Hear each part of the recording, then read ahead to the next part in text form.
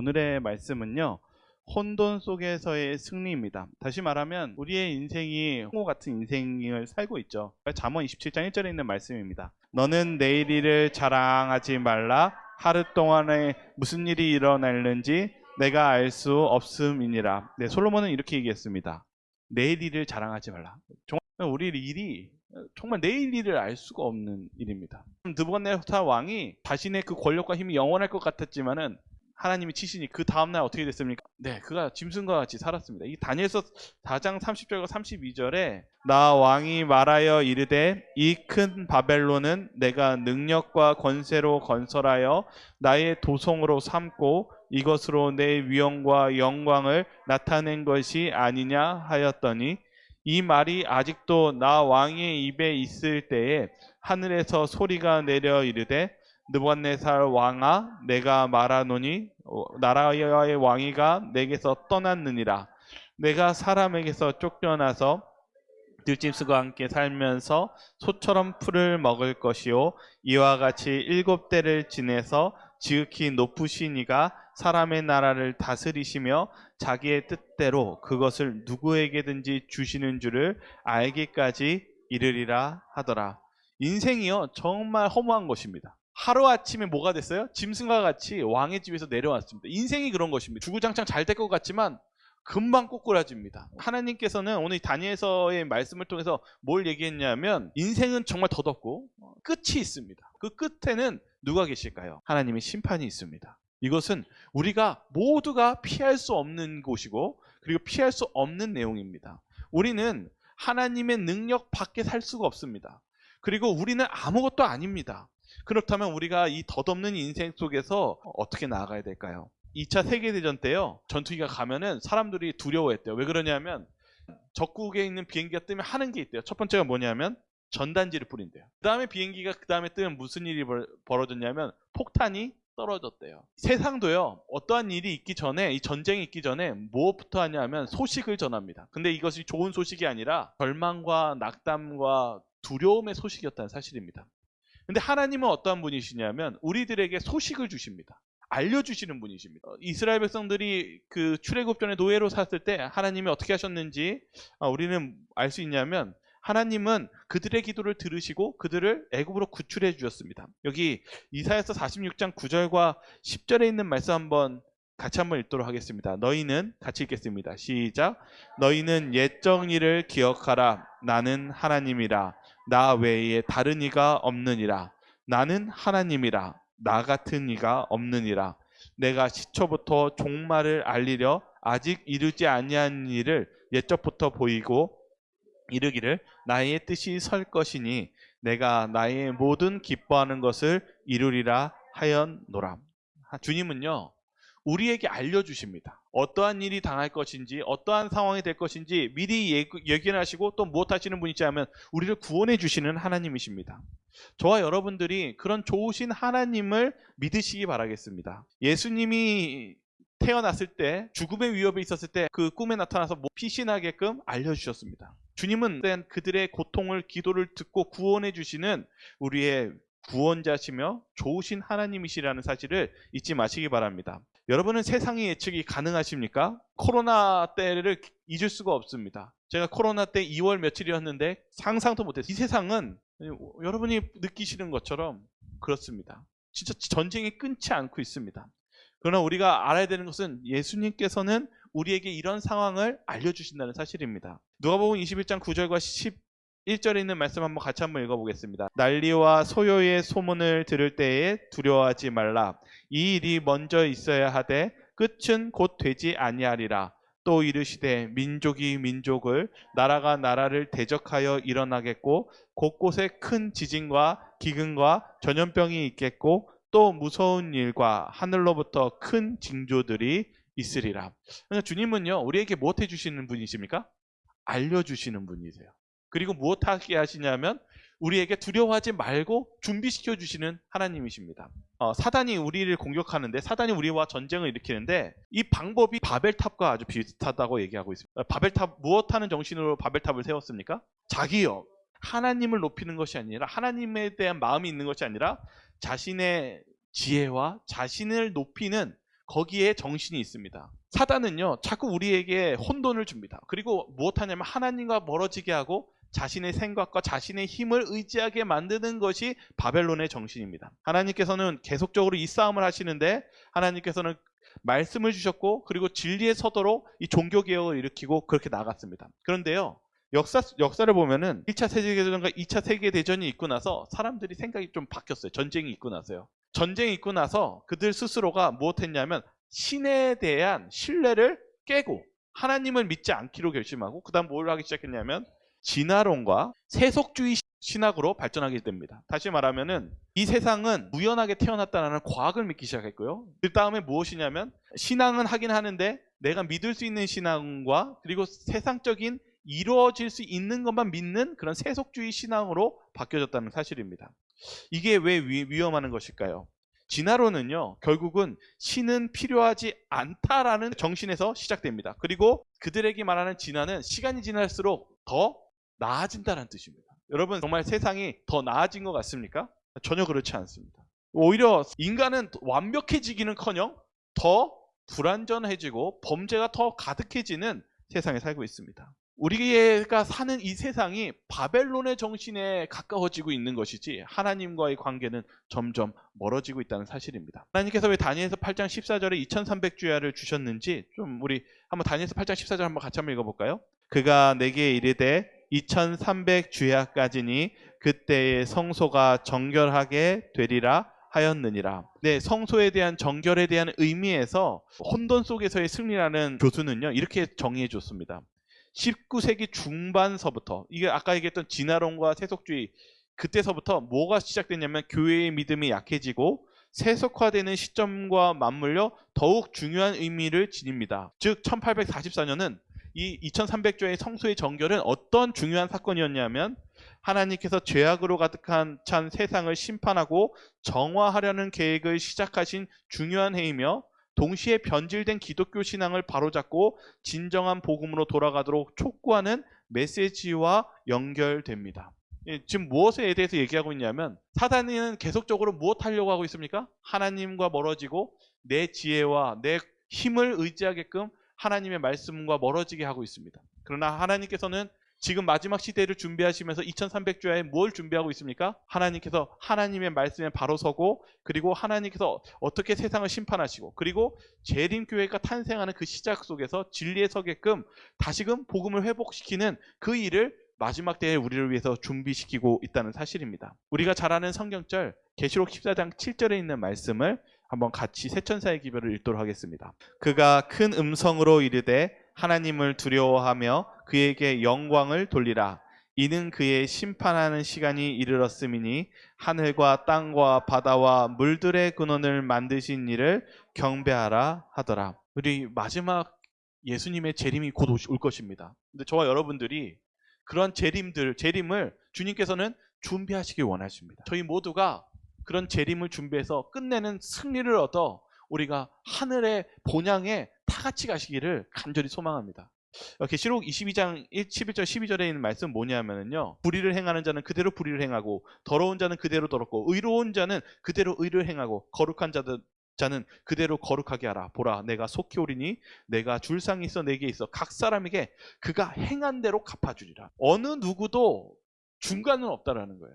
선하고 악하고의 중간은 없습니다. 여러분, 우리는 선택해야 됩니다. 결론은 선택해야 됩니다. 여러분은 어떠한 삶을 선택하시겠습니까? 주님이 재림 때에 우리들에게 선택하라고 말씀하셨습니다. 우리가 그리스도인으로 산다는 거 핍박이 있습니까? 시련이 있습니까? 시련이 있습니다. 오늘 그 부분에 대해서 좀 더 나누도록 하겠습니다. 히브리서 10장 35절과 36절에 뭐라고 적혀있는지 한번 볼까요? 그러므로 같이 읽겠습니다. 시작. 그러므로 너희 담대함을 버리지 말라. 이것이 큰 상을 얻게 하느니라. 너희에게 인내가 필요함은 너희가 하나님의 뜻을 행한 후에 약속하신 것을 받기 위함이라. 오늘 설교의 포인트는 이것입니다.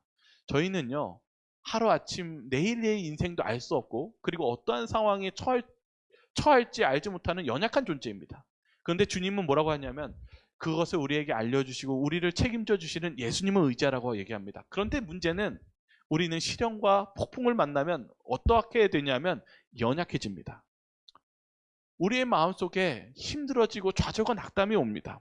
근데 히브리서 10장 35절과 36절에는 우리가 무엇이 필요하다고 얘기하고 있습니까? 네? 뭘 필요합니까? 너희에게 인내가 필요하다고 얘기합니다. 여러분 참는 거 좋아하십니까? 다 참는 거는 싫어합니다. 어떨 땐 참 화병 생길 때가 있어요. 근데 너무 화병 생길 정도로 스트레스 너무 받지는 마시고요. 근데 우리가 신앙할 때 기다림이 필요하고 인내가 필요하대요. 근데 우리의 힘으로 여러분은 아시지 않습니까? 그 기다림과 인내가 쉽지 않다라는 걸요. 근데 야고보서에 뭐라고 적혀 있냐면 어떻게 인내하라고 얘기하냐면 한번 읽어볼까요? 내 형제들아, 시작. 내 형제들아, 너희가 여러 가지 시험을 당하거든 온전히 기쁘게 여기라. 이는 너희 믿음의 시련이 인내를 만들어내는 줄 너희가 알미라. 인내를 온전히 이루라. 이는 너희로 온전하고 구비하여 조금도 부족함이 없게 하려 함이라. 성경은 뭐라고 얘기했냐면 인내가 무엇이 필요하다고 얘기했냐면 너희 믿음의 시련이 인내를 만들어내는 줄 너희가 알미라. 혹시 여러분 마음에 인내심이 없거나 뭔가 내가 기다리지 못하는 그런 신앙적인 부족함이 있다면 저희에게 필요한 것은 무엇일까요? 믿음이 필요하다고 얘기하고 있습니다. 여러분, 우리 믿음이 필요하다고 주님은 얘기하고 있어요. 인내는 믿음이 만들어낸다. 여기 계시록 3장 17절에 뭐라고 했냐면 내가 말하기를 나는 부자라 부요하여 부족한 것이 없다 하나. 이 라오디게아 마지막 시대에 대한 예수님의 예언입니다. 이거 저와 여러분들이 포함되어 있는 교회의 정신입니다. 뭐라고 하냐면 내가 말하기를 나는 부자라 부요하여 부족한 것이 없다나 내가 공고한 것 가련한 것과 가난한 것과 눈먼 것과 벌거벗은 것을 알지 못하는도다. 마지막 시대 저와 여러분들이 사는 시대는 뭐라고 얘기했냐면 저 부족한 거 없는데요, 저 가진 거 많은데요 라고 얘기한다는 사실입니다. 정말 그런 것 같습니다. 제가 이렇게 살면서도 이 저희 한국이 정말 이제는 잘 살지 않습니까? 보통 이제 해외에 1년에 한 번 갈 수 있으면 굉장히 잘 사는 나라래요. 근데 저희가 정말 이제는 잘 삽니다. 근데 정말 라오디게아 교회 같은 얘기를 합니다. 저희는 부족한 것이 없다라고 얘기합니다. 근데 뭐라고 했냐면 예수님은 너희가 알지 못한다라고 얘기하고 있어요.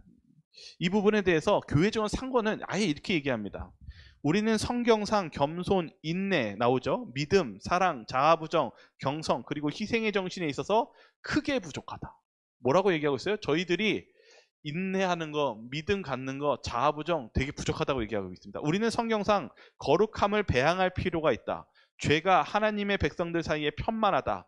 라오디게아 교인들에게 보내는 명백한 책망의 기별이 받아들여지지 않는다. 그들은 아무것도 필요하지 않다고 말하며 생각할 정도로 큰 기만을 당하고 있으면서도 많은 사람들이 그들의 의심과 그들이 좋아하는 죄악들을 끊어버리지 못한다. 그들은 성령의 책망의 증언은 필요 없으며 그들에게 적용되는 것이 아니라고 생각한다. 저한테 자꾸 뭐 잘 부족하다 이런 말씀 하지 마세요. 저한테 정말 저한테 괜히 이상한 기분 나쁜 말 하지 마세요 라고 우리가 살아가는 그런 부분들이 어쩌면 여기 말씀 속에서 그런 우리의 삶 속에서 우리가 부족함이 있다라고 라오디게아 교인들이 부족함처럼 우리 시대에 부족함이 있다고 얘기하고 있습니다. 여기 복음전도 687절에는 이 부분에 대해서 이렇게 얘기하고 있습니다. 불안해지거나 믿음이 없어져서는 안 된다. 전투를 위하여 항상 갑옷을 입고 하나님 안에서 그대의 영혼을 강하게 하라. 우리가 사는 삶이 믿음이 없어져서는 안 된다고 얘기하면서 무엇이 필요하다고 얘기했냐면 갑옷이 필요하다고 얘기하고 있습니다. 그래서 저는 오늘 이 말씀 속에서 우리가 어떻게 인내를 할 수 있을까? 근데 인내는 믿음이 필요한데 우리가 이 세상이 정말 전쟁과 같은 삶 속에서 어떻게 믿음을 가져야 되는가라고 찾아봤을 때 갑옷이 필요하다고 얘기하고 있습니다. 요한이요, 그 반모섬에 끌려갔었을 때 이제 사도들은 다 죽고 요한이 아주 오랫동안 살아서 있다가 반모섬에 끌려가거든요. 그러니까 반모섬에 끌려갔던 계시록 1장의 사건은 정말 걱정 많고 눈물 많은 시기였습니다. 근데 예수님이 요한에게 나타나신 거예요. 우리 같이 한번 읽어볼까요? 계시록 1장 9절과 17절이요. 나 요한은 시작. 나 요한은 너희 형제여 예수의 환난과 나라와 참음에 동창하는 자라. 하나님의 말씀과 예수를 증언하였으므로 말미암아 밤모라 하는 섬에 있었더니 내가 볼 때에 그의 발 앞에 엎드려져 죽은 자 같이 되매 그가 오른손을 내게 얹고 이르시되 두려워하지 말라 나는 처음이요 마지막이니. 여러분, 사도 요한도 사람입니까? 사람입니다. 여러분, 요한도 나이가 들고 그 감옥에 끌려 반모섬이라는 곳에 유배당하고 정말 사랑하는 교인들, 사람들 다 보지 못하고 그럴 때 여러분 슬플까요? 슬픕니다. 근데 누가 나타나서 위로해 주십니까? 예수님이 나타나서 위로해 주십니다. 예수님이요. 예수님이 오셔서 엎드려지는데 이렇게 어깨에 만져주시는. 뭐라고 얘기해요? 나는 알파 오메가요. 그러면 뭘 보여주십니까? 촛대는 교회를 상징합니다. 근데 7촛대를 어떻게 해요? 예수님이 기름 떨어졌나 안 떨어졌나 이렇게 보시면서 왔다 갔다 하십니다. 이게 무슨 뜻입니까? 야, 네 걱정하지 마라. 누가 돌보고 있다? 내가 너 교회 다 돌보고 있으니까 걱정하지 말라고 얘기하십니다. 요한이 뭘 느꼈을까요? 예수님 만나고 나서 깊은 위로와 기쁨을 느꼈습니다. 여러분, 우리가요 신앙 속에서 두려움이 올 때가 있고 좌절과 낙담이 올 때가 있습니다. 그때 우리는 누굴 만나야 될까요? 예수님 만나야 됩니다. 우리가 예수님을 통해서 위로를 얻고 용기를 얻고 두려움에서 해방될 수 있습니다. 이 예수님 만나고 나서 요한이 뭘 봤냐 하면 감옥이라는 반모섬에서 어디를 보게 됩니까? 계시를 보게 되고 어디까지도 보게 됩니까? 하늘나라를 보게 됩니다. 얼마나 놀랍습니까? 가장 좌절되는 환경과 시간 속에서 예수님이 요한을 만나주시고 보여주신 것은 행복과 죄가 없는 하늘나라를 보여주셨다는 사실입니다. 저와 여러분들이 비록 우리의 삶 속에서 뭔가 낙담이 되고 어려운 순간에 우리가 주님을 만난다면 주님은 우리를 좌절과 낙담을 기쁨으로 바꿔주실 것이고 용기 있게 만들어 주실 것이고 우리를 힘있게 만들어 주실 것입니다. 여기 교회증언 6권 331페이지에 뭐라고 적혀있냐면 모든 요긴한 재간, 용기, 인내, 믿음 그리고 재치는 그들이 갑옷을 입을 때에 온다 이렇게 적혀 있더라고요. 여러분, 저와 여러분들이 갑옷이 필요하다고 얘기하고 있습니다. 그럼 어떤 갑옷일까요? 그리스도인 선교 봉사에서는 이 부분에 대해서 이렇게 얘기합니다. 그리스도께서 각 남녀들에게 그의 의의 갑옷을 입고 일에 착수하라고 말씀하신다. 예수님의 의의 갑옷을 입고 일에 착수하래요. 그러니까 저와 여러분들이 누구의 옷이 필요하다고 얘기하고 있냐면 예수님의 옷이 필요하다고 얘기하고 있습니다. 이렇게 적혀 있습니다. 그는 내가 그대를 도우려고 그대의 오른편에 서 있다고 말씀하신다. 그대의 모든 시련과 곤란을 그대의 하나님께 이야기하라. 그분은 결코 그대의 신뢰를 저버리지 않으실 것이다. 예수님을 생각하라. 그는 그의 성소에 외로이 계시는 것이 아니라 그의 명령을 받기 위해서 기다리고 있는 천천만만의 하늘 천사들에 둘러싸여 계시다. 그리하여 예수께서는 그들에게 가서 하나님의 신뢰하는 가장 연약한 성도들을 위해 일하라고 명하신다. 누구나 다 같은 도움을 받을 수 있다. 저와 여러분들이 의의 갑옷을 입으시기 바랍니다. 근데 뭐라고 얘기했냐면 주님께서 우리를 도우려고 그 하늘 성소에서 그대의 오른편에 서 있다라고 말씀하십니다. 그리고 이야기하라고 얘기하고 있다는 사실입니다. 주님은 외로이 성소에 계시는 것이 아니라 천천만만의 천사와 함께 우리를 도우시려고 그 기도를 들으실 준비를 하고 계신다는 사실입니다. 그 도움은 어떤 목회자냐 아니면 선교사에게만 있는 것이 아니라 저와 여러분 모두에게 그러한 도움을 주시려고 준비하고 계신다는 사실입니다.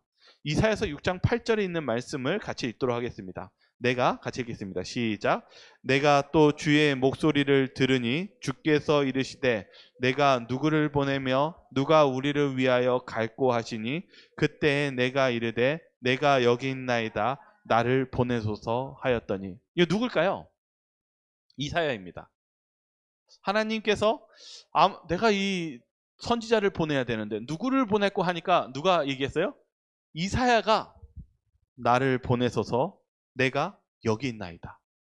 여러분 혹시 이렇게 용기 있게 나아갈 수 있습니까? 있어요? 그러면 정말 예수님을 만나신 것입니다. 제가 왜 이야기하냐면 이사야서 6장을 잘 읽어보시면요, 이사야가 처음부터 용기 백배한 사람이 아니었어요. 별로 기분이 좋지 않았고 그때 이스라엘 사람들이 신앙적으로도 좋지 않았고 별로 신앙적 좌절과 낙담이 있고 두려움이 있었던 상황이었습니다. 이사야는요, 하나님을 만났고 이 성소를 보게 됩니다. 여기 한번 좀 보겠습니다. 선지자왕 보기 전에 이걸 봐야 되겠군요. 이사야서를 좀 같이 나누겠습니다. 왜 그러냐면요, 이사야는요, 하나님을 만났을 때 뭐라고 했냐면 망했다라고 얘기했어요. 난 큰일 났다. 왜요? 하나님을 보니까 자기가 살아남을 수 있어요? 없어요? 없습니다. 하나님을 보니까, 하나님의 전을 보니까 뭐가 보이기 시작해요? 죄가 보이기 시작해요. 그때 천사를 통해서 수치로 입을 대면서 네가 깨끗해졌다고 했었을 때 그가 뭘 느꼈냐면 하나님의 은혜와 감사를 느끼고 변화했습니다. 두려움이 많았던 사람이 하나님을 만나고 그 용서를 받고 그 은혜를 체험하자 용기가 생기고 그 믿음이 생기고 인내가 생기고 그 길을 가겠다라고 이야기했다는 사실입니다. 이사야는요, 마지막에는 복음 전하다가 토백혀 죽임을 당한 순교한 하나님의 일꾼입니다. 어떻게 그런 사람을 변할 수 있을까요? 그거는 내가 바뀌는 것이 아니라 내가 진심으로 하나님과의 만남을 통해서 이루어졌다는 사실입니다.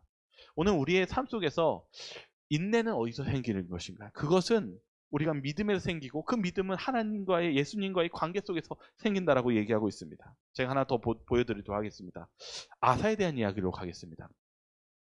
이 아사는 남방 유다의 세 번째 왕인데요. 아사가 어떻게 했냐면은 아사는요, 이 하나님의 말씀대로 살려고 했던 사람이에요. 그래서 어떻게 했냐면 우상을 부수고요. 그리고 하나님의 말씀대로 그 백성들이 이끌었습니다. 이 부분을 한번 읽어드릴게요. 선지자왕 111페이지에 뭐라고 적혀 있냐면 아사는 우리의 아사의 삶을 좀 자세히 보겠습니다. 아사는 평화로운 시절에도 오락과 향락에 빠지지 아니하고 비상시를 위하여 준비하고 있었다. 좀만 더 보죠. 그는 전쟁을 위하여 군대를 훈련시켰다.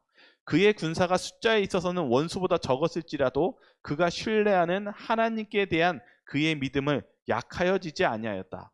번영의 날에 여호와를 찾은 왕은 이제 역경의 날에도 여호와를 의지할 수 있었다. 아사왕이 어떠한 사람이에요? 평온한 날에도 누구를 믿었던 사람이에요? 하나님을 믿었던 사람이에요. 그래서 무엇했냐면 하나님 말씀대로 우상 숭배 안 하고, 그리고 무엇했냐면 평상시에 하나님께서 이 나라를 잘 지키려고 이 비상시를 위해 준비했습니다.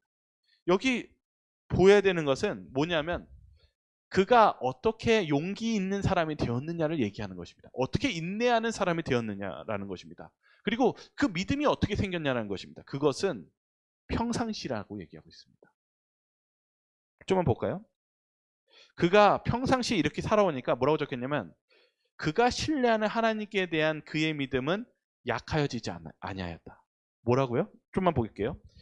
여기 보시면은 구스라는 이 나라, 지금 현대로 치면 이디오피아입니다. 이디오피아에서 100만 대군이 쳐들어왔고요. 전차만 300대가 되는 엄청난 군사들이 이스라엘을 포위하고 죽이기 위해서 찾아왔습니다. 여러분 같으면 무엇이 오는 것입니까? 여러분 100만 대군이요. 여러분 지금 송도 신도시가 20만이라고 합니다. 그럼 송도 신도시 5개에 사는 5배의 인구가 죽이려고 준비하고 있다고 하면 무엇이 옵니까? 두려움이 오고, 무엇이 흔들립니까? 원망도 오고 믿음이 흔들리고요. 다 그렇죠. 근데 보십시오. 여기 아사는 뭐라고 했냐면 하나님께 대한 그의 믿음은 약하여지지 아니하였다. 여러분 이거 너무 감동적인 말 아닙니까? 어떻게 우리가 믿음이 약해지지 않았을까요? 그것은 평상시에 하나님을 경배했다는 것입니다.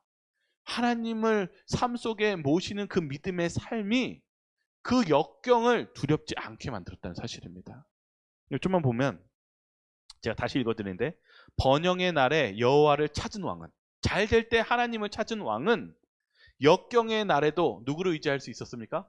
여호와 하나님을 의지할 수 있었다라고 얘기합니다. 여호와 하나님을 역경의 날에도 믿을 수 있었다라고 얘기하고 있습니다. 저와 여러분들이 지금 평온한 시기 때 주님을 믿으시기 바라겠습니다. 저는 여러분들이 그 음성이 들리는 이 시기가 가장 여러분들에게 믿음이 성장할 수 있는 시기라는 사실을 잊지 마시기 바랍니다. 저는 여러분들이 그랬으면 좋겠어요. 저도 그랬으면 좋겠고 저와 여러분들이 그런 믿음의 하나님의 말씀대로 사는 저와 여러분들이 되셨으면 좋겠습니다. 그렇게 산다면 위기가 오는 그런 마지막 예수님의 재림 때에 그 시기가 왔을 때도 저희는 바로 설 수 있다는 사실을 잊지 마시기 바라겠습니다. 역대하 14장 11절에 이 아사가 어떻게 기도하는지 한번 같이 읽어볼까요? 한번 같이 읽어보겠습니다. 아사가 같이 읽겠습니다. 시작. 아사가 그의 하나님 여호와께 부르짖어 이르되 여호와여, 힘이 강한 자와 약한 자 사이에는 주밖에 도와줄 리가 없사오니 우리 하나님 여호와여, 우리를 도우소서. 우리가 주를 의지하오며 주의 이름을 의탁하옵고 이 많은 무리를 치러 왔나이다. 여호와여, 주는 우리 하나님이시오니 원하건대 사람이 주를 이기지 못하게 하옵소서 하였더니. 너무 믿음이 있는 기도 아닙니까? 그래서 하나님께서 아사와 함께 하셨고 아주 소수의 군대였지만 그들을 격파하고 승리케 해주신 놀라운 경험을 아사가 체험했다는 사실입니다. 저 여러분들이 그런 하나님을 의지하시길 바라겠습니다. 여기 역대하 15장 12절 15절에는 이렇게 적혀 있습니다. 또 마음을 다하고 목숨을 다하여 조상들의 하나님 여호와를 찾기로 언약하고 온 유다가 이 맹세를 기뻐한지라. 무리가 마음을 다하여 맹세하고 뜻을 다하여 여호와를 찾았으므로 여호와께서도 그들을 만나 주시고 그들의 사방에 평안을 주셨더라. 하나님이 어떻게 하셨다고요? 그런 믿음을 가졌을 때 어떻게 하셨습니까? 만나 주시고 그들에게 사방에 그 가득 차게 평안을 주셨다고 얘기하고 있습니다. 저와 여러분들이 그런 용기 있는 그런 믿음 있는 신앙을 다 하시기를 바라겠습니다. 오늘 저희 이 침례식이 있지만 저희 침례 받으신 이 신공순 백소영 우리 자매님뿐만 아니라 우리 모두가 그런 믿음을 가지고 나아가시는 그러한 하나님의 일꾼이 되시길 바라며 오늘 말씀을 마치도록 하겠습니다. 자, 저희 기도하고 마치겠습니다. 사랑이 많으신 하나님 아버지, 정말 저희들의 인생은 내일 일도 모르는 그런 연약한 존재들입니다. 그러나 저희 주님, 저희들이 주님을 의지하기를 원합니다. 왜냐하면 주님은 우리의 미래를 아시고 그리고 우리가 그 어떠한 상황일지라도 끝내는 저희를 구원해 주시고 저희를 영생에 이끄는 그런 재림을 저희들을 위해서 십자가에 달려 돌아가신 그런 예수님을 주셨기 때문에 저희는 감사드리며 주님을 의지하기 원합니다. 주님, 저희가 그런 주님을 믿는 그 삶이 저희들의 오늘날 우리의 삶 속에 이루어지기를 원하오니 저희의 삶을 역사하여 주시옵소서. 그리고 저희를 변화시켜 주시옵소서. 저희를 사랑하시는 예수 그리스도 이름으로 간절히 기도드리옵나이다.